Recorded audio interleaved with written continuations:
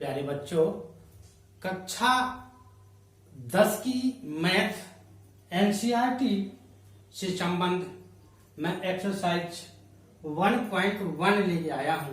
अगर शायद आपको ये पसंद आए तो लाइक तो बनते ही है। ठीक है, चलो आ जाइए देर ना करते हुए। और इस एक्सरसाइज में जो महत्वपूर्ण बिंदु है वो है यूक्लिड प्रमेय। यूक्लिड प्रमेय या प्रमेय का के नाम से भी जाना जाता है, यूक्लिड प्रमेय। ठीक है, ये आपने नाम जरूर नया सुना होगा यूक्लिड प्रमेय, लेकिन मैं वादा करता हूं कि आपने ये इसका काम बहुत पहले कर चुके हो। ठीक है, ऐसा विश्वास है। नहीं है तो देखो, आपने भाग तो किए ही होंगे और भाग की ही एक क्रिया होती है। चलो एक भाग के माध्यम से समझाते हैं हम। ठीक है, तो कोई एक भाग है, मान लो कोई ए का भाग देते हैं बी से, या सॉरी ऐसा ना लिख के ऐसा करते हैं। यहां पे होता है भाजक, है ना, यहां पे होता है भाज, और यहां पे होता है भागफल। क्या होता है? भागफल, है ना। और नीचे जब आता है तो क्या आता है? शेषफल। तो इसका एक संबंध होता है सभी से। संबंध क्या होता है? देखो, होता है भाज्य बराबर भाजक गुणा भागफल प्लस शेषफल। होता है ना ऐसा, है ना, ये समझ जाना आप। भाज्य बराबर भाजक गुणा भागफल प्लस शेषफल, ये होता है ना, यही तो यूक्लिड प्रमेय है। ठीक, और इसका प्रयोग करते हैं हम किसी का महत्तम समापवर्धक या मासा निकालने के लिए। इंग्लिश में बोलते हैं HCF। क्या? HCF यानी कि हाईएस्ट कॉमन फैक्टर, HCF बोलते हैं। ठीक है, तो पहला सवाल लेके चलते हैं। पहला सवाल किस प्रकार है? देखो, पहला सवाल कह रहा है कि 3 सवाल दिए हैं। पहले सवाल में कह रहा है कि निम्नलिखित संख्याओं का HCF ज्ञात करने के लिए यूक्लिड विभाजन एल्गोरिथ्म का प्रयोग कीजिए। ठीक है, तो आइए पहला सवाल है। पहला सवाल है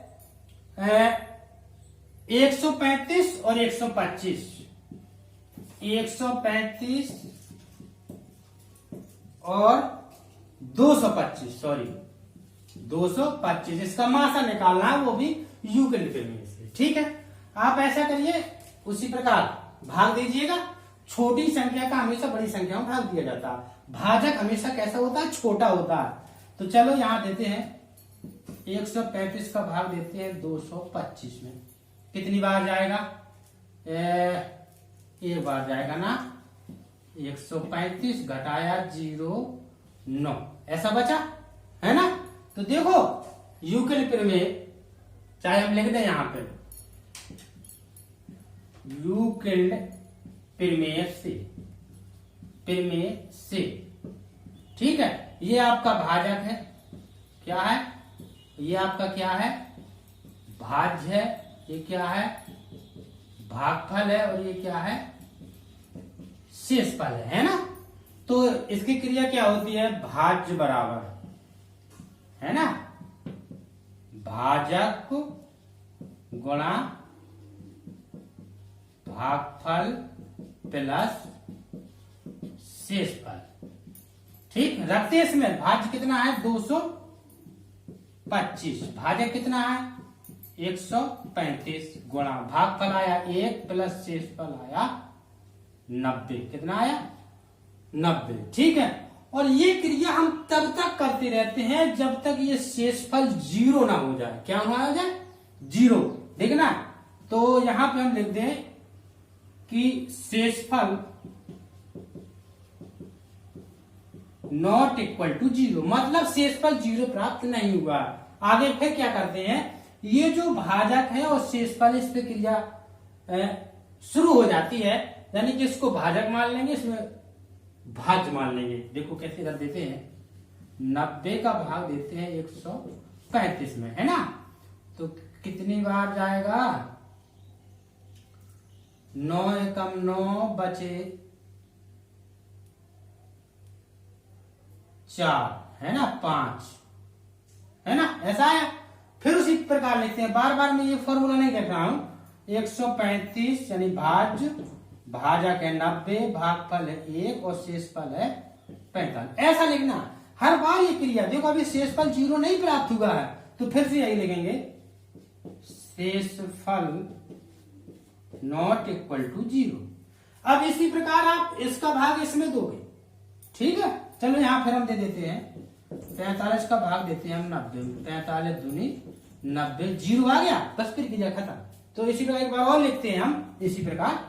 तो क्या है, 90 बराबर भाजक यानी 45, है ना, गुणा भागफल प्लस शेषफल। हमें यहां शेषफल 0 प्राप्त हो गया, लिख देंगे यहां, हमें शेषफल 0 प्राप्त हो चुका है। क्या है, हो चुका है, अतः यह प्रक्रिया यही संपन्न होती है। ठीक है, यहां लिख देते हैं, इतने में लिख रहे हैं, अतः करके यह प्रक्रिया यही संपन्न होती है या समाप्त होती है। ठीक है, समाप्त होती है। अतः HCF बराबर यानी मासा बराबर इन दोनों का, है ना, HCF बराबर आएगा, यही हो जाता है, ये भाजक जो है आपका कितना आएगा 45। ठीक है, आए समझ में। अगर फिर भी आपको कहीं दिक्कत होती है तो आप कमेंट में कीजिएगा, मैं उसका आंसर दूंगा। ठीक है, और इसको नोट करते रहिएगा। ओके, धन्यवाद। क्वेश्चन नंबर 2 ये कह रहा है कि दर्शाइए कि कोई भी धनात्मक विषम पूर्णांक, धनात्मक विषम पूर्णांक 6q+1, 6q+3 या 6q+5 के फॉर्म में होता है। क्या, धनात्मक विषम पूर्णांक। धनात्मक विषम पूर्णांक क्या होता है, देखो धनात्मक भी और विषम पूर्णांक। अच्छा, विषम लो हम लिख रहे हैं, धनात्मक विषम पूर्णांक क्या होते हैं, विषम क्या होते हैं, 1, 3, 5, 7, 9, 11 और 13, यही तो विषम पूर्णांक है ना। वो धनात्मक भी है, ऋणात्मक नहीं लेना है, जो सवाल कह रहा है उसको हम लोग अपन को चलना है। तो कह रहा है कि धनात्मक विषम पूर्णांक ये जो है 6q+1, 6q+3, 6q+5 के रूप में होते हैं। देखते हैं इसी से, युगल प्रमेय से। ठीक है, तो देखो ये फॉर्म बता रहा है 6q+1, 6q+3 या 6q+5, इस फॉर्म में लाना है, ये सिद्ध करना है। ठीक है, तो देखो ये वही फॉर्म है, भाज्य बराबर भाजक गुणा भागफल प्लस शेषफल, ये है। ठीक है, तो 6 को भाजक बनाना है। क्या बनाना है, भाजक। सही में 6 है ना, भाजक बना के चलना है। हमें 6 का भाग इन संख्याओं में भाग देना है। तो देखो 1, 3, 5, ये तो 6 से छोटे, इसमें 6 में भाग नहीं दिया जाएगा। ठीक है, तो यहां से फिर क्रिया प्रारंभ होती है 7 से। हम 6 का भाग देंगे कितने में, 7 में। 6 का भाग में 7 में दिया, 6 कम 6 बचा क्या, 1 शेष पर बचा, है ना। इसी प्रकार अगले नंबर में 9 में देते हैं 6 का भाग, तो 6 कम 6 बचे कितने, 3 शेष, है ना। अगली में भी दे लेते हैं 11 में 6 कम 6 शेष बचे कितने, 5। ऐसे ही आप देते जाना आगे तक, ठीक ना। तो यहां पे हम उसी प्रकार लिखे हैं, भाज्य बराबर यानी कि 7 बराबर आएगा भाजक गुणा भागफल प्लस शेषफल, यही तो आएगा। इसमें क्या आएगा, भाज्य बराबर भाजक गुणा भागफल प्लस शेषफल, यही आएगा ना, आ रहा समझ में। इसमें भी देखो भाज्य बराबर भाजक गुणा भागफल प्लस शेषफल, ठीक है। इसमें देखो ध्यान से,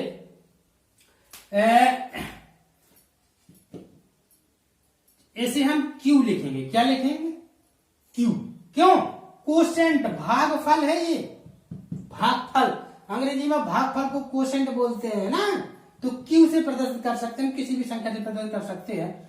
तो देखो इसमें क्या बन रहा है, 6 प्लस 1, है ना। अभी आगे और सवाल आएंगे, आपको समझाएंगे तो अच्छे से समझ में आ जाएगा, ठीक है। इसको आप लिख सकते हो 6 प्लस 3, इसे क्या लिख सकते हो 6 प्लस 5। देखो यही फॉर्म आई ना जो सिद्ध करवा रहा था ना, वही फॉर्म आई, यानी कि हमने दर्शा दिया, सिद्ध कर दिया कि धनात्मक विषम पूर्णांक, ये धनात्मक विषम पूर्णांक तो यही है 7, 9, 11, है ना। तो ये कैसे आ रहे हैं, इस फॉर्म में आ रहे हैं, है ना, हो गया आपका सिद्ध। चलिए क्वेश्चन नंबर 3, ये कह रहा है किसी परेड में 616 सदस्यों वाली एक सेना की टुकड़ी 32 सदस्यों वाले एक आर्मी बैंड के पीछे मार्च करना है। दोनों समूहों को समान संख्या, मतलब कॉमन समान संख्या वाले स्तंभों में मार्च करना है, ठीक है। उन स्तंभों की अधिकतम संख्या क्या है, और जिसमें वे मार्च कर सकें, ठीक है। अधिकतम के लिए आप करोगे मासा, अधिकतम के लिए क्या किया जाता, मासा ले लो बस। क्या कह रहा है, 616 और 32, है ना, 616 और 32, इसका आप एससीएफ निकाल लो, मासा उसी विधि से निकाल लो, यूक्लिड से, ठीक है। तो देखो हम छोटे का बड़े में भाग देते हैं ना, 32 का भाग देंगे 616 में, है ना, 32 एकम 32, 29 बचा, अंक उतारा 6 का, है ना, 9 बार चला जाएगा, 9 दूनी 18, हासिल 1, 9 दिए 27, 1 28, बचे कितने 8 शेष, कितने बचे 8 शेष। उसी प्रकार लिखो भाज्य बराबर भाजक गुणा भागफल प्लस शेषफल, ऐसा आया ना, ठीक। अभी प्रक्रिया समाप्त नहीं हुई है, क्या लिखेंगे, शेषफल नॉट इक्वल टू 0। तो अब क्या करेंगे, इसको आप भाज्य मान लेना, इसको भाजक मान लेना। चलो यहां पे फिर दे देते हैं, 8 चौके 32, आ गया 0।